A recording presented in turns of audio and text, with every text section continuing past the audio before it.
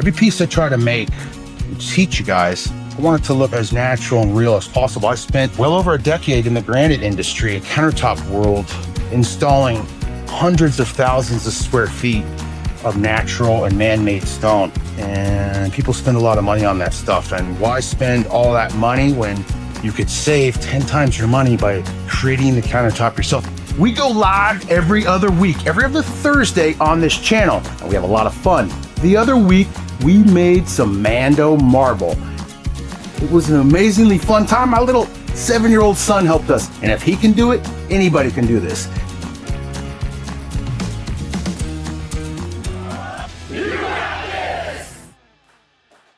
So from Color Passion, we are working with Ebony Luster, Black Passion, and Pewter. Next up is our silver metallic powder from Polycolor, and then our diamond dust. You can pick up all these colors at stonecoatcountertops.com. This piece is quick, it's easy, and it's gonna last for a very long time, and you can coat right over your existing surfaces in a single weekend. Now these are our black, this is our Ebony Luster. So there's no real crazy technique here, guys. We're just taking that mix and tinted epoxy and getting that over our project. Right out of the gate, we're gonna have a nice, cool base color down just with the two black colors. And once I get my material out over the surface, take your gloved hand and really hit the nooks and crannies on your edges, especially the rock-faced edge. You've got little voids and pits in there to give it that natural rock look. So take your time and really get epoxy covered all your edges right out of the gate. That's a pro tip on this video. That way all your product will self-level uniformly as you start adding all the layers of material. And the amount needed for this project is about 5 ounces per square foot. No need for a tape dam. We're just applying the epoxy, layering it, getting rid of the air bubbles, and letting it cure. Bam. So there's my black. My whole project is covered. A couple little dry spots aren't going to matter because now we're going to start bringing in our pewter and our silver metallic powder. Kind of the same technique. We're just bringing in our silver in different ribbons, and then we're going to come in and meld it. You can always add more material, guys. It's pretty hard to take it away unless you have some leftover base color like that black. So now, same deal, taking my gloved hand and just melding these colors right into the black. And kind of a cool feature, guys, and this goes for whatever project you're making. If you have a black layer down here at the bottom like I have, you're going to see later on when I do this chop technique with the magic trowel, it pulls black colorant up from below and gives me these tiny little black fracture lines that you can't get any way else. So you can incorporate that into all sorts of different countertop epoxy styles and get some pretty cool, amazing looks. And with Stone Coat Epoxy, the material is designed and formulated for, the do-it-yourselfer wanting to save money and time off kitchen and bathroom remodels. So next step I did making my Mando Marble was take that silicone tip, take my magic trowel, and with light pressure, I'm just gonna skim that across this surface. You can see what that does. I'm gonna grab 91% isopropyl alcohol, and I'm gonna mist that over the surface of my project. Right over everything I just did, and that's gonna sell and fracture this project, giving me just one more little layer. So now at this stage, guys, we got a pretty cool background going. A couple options here. If you really like the look of this, you can keep it right like this. The second option is I can come in with my trowel, chop in some lines, give me some baby fracture lines. I really want to brighten this up. It's a little too dark for me.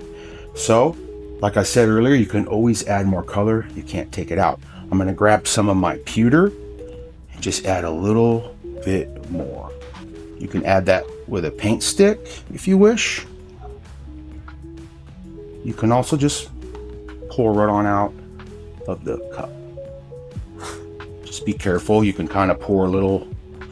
If you're not careful, you could really get a big blob in there and it can take over. So if you're concerned about that, grab your paint stick and kind of just let it, give yourself a smaller amount of lines.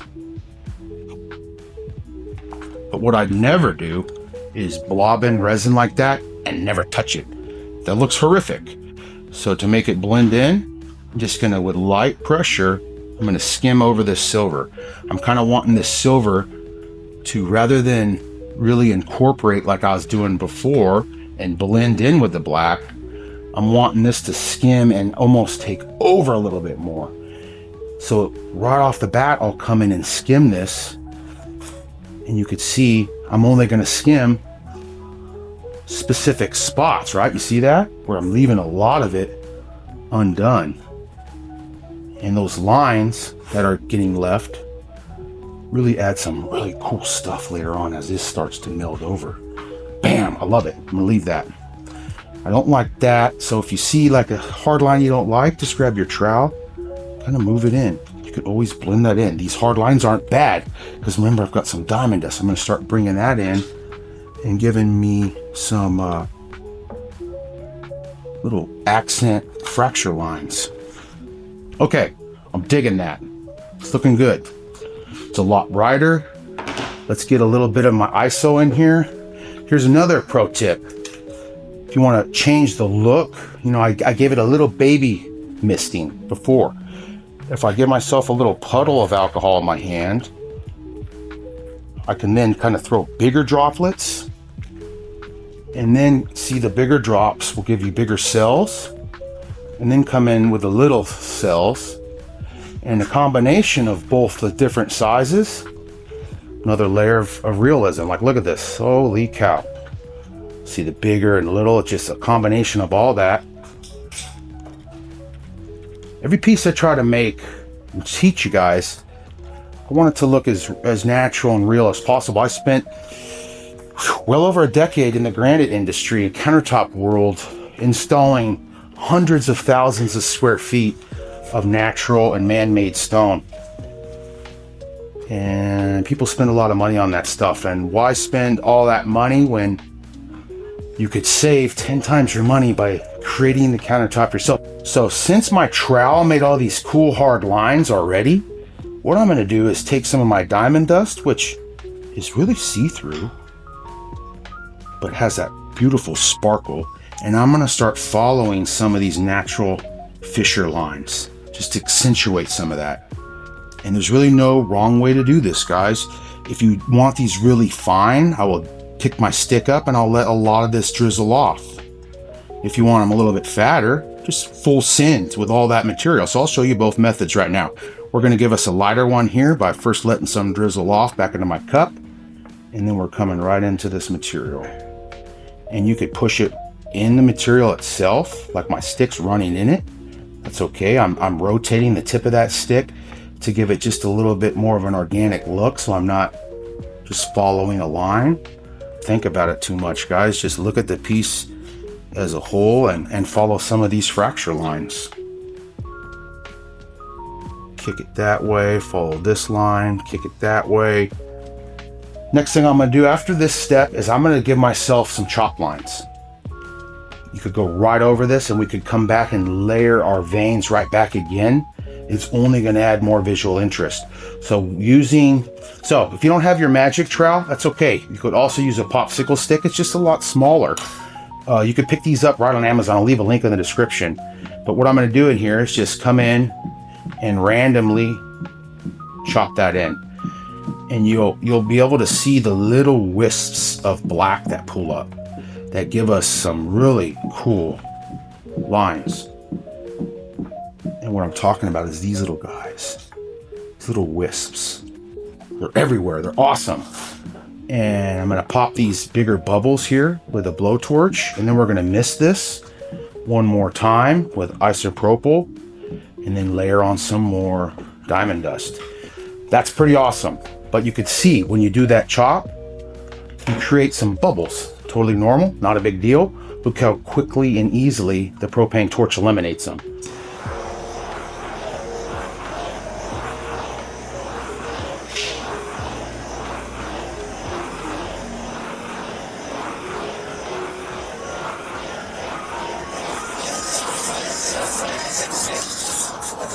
Okay, bam, it's beautiful. Now I'll give it a quick mist of 91% isopropyl, which gives it another, takes away that human look. I'm always wanting this to look as natural as I can. And that isopropyl really takes away some of the pattern of that magic trowel to make it look organic. That is amazing looking.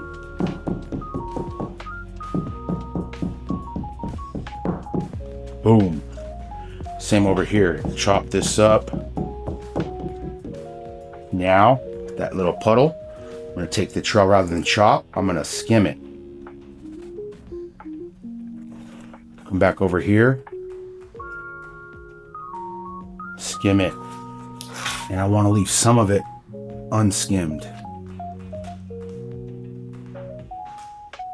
See what that does. Get rid of some of this air.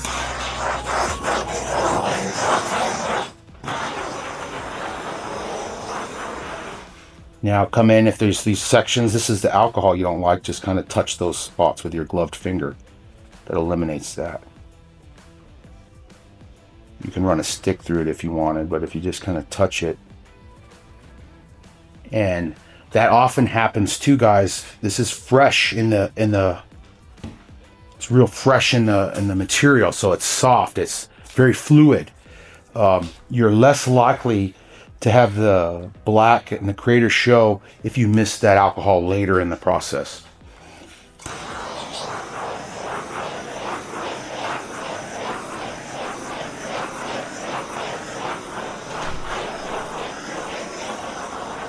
Okay, I'm gonna bring in some more diamond dust fractures.